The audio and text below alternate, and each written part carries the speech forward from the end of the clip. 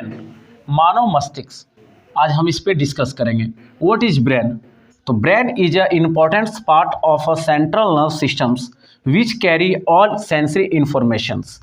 Brain जो है वो हमारे शरीर का सबसे महत्वपूर्ण भाग है, ठीक है, हिस्सा है।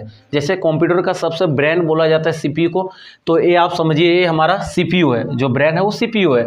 और जितने भी सीपीयू जो है, ठीक है, उसी तरह जो हमारा ब्रेन है इससे सेंसरी ऑर्गन जो हमारे हैं, नोज हो गया, टंग हो गया, आई हो गया, ये सारे इससे कनेक्टेड होते हैं, जुड़े हुए होते हैं।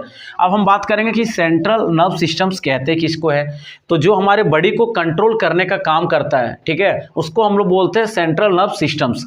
हम जैसे सुबह उठते हैं, खाना खाते हैं, ठीक है, तैयार होते हैं, ऑफिस जाते हैं, ऑफिस से फिर वो घर वापस आना, ठीक है, तो यदि वो अच्छी तरीके से काम कर रहा है, वो एक्टिव है, तो समझिए कि मेरा सेंट्रल जो सिस्टम है, नर्व सिस्टम है, वो अच्छी तरीके से ढंग से काम कर रही है।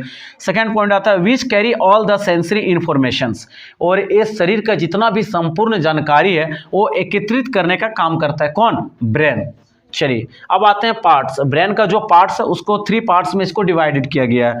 फर्स्ट पार्ट्स आता है फोर ब्रेन, ठीक है, अग्र मस्तिष्क जिसको बोलते हैं, सामने वाले भाग को बोलते हैं। मिड ब्रेन बोलते हैं, ठीक है, मध्य मस्तिष्क जो बीच वाला होता है।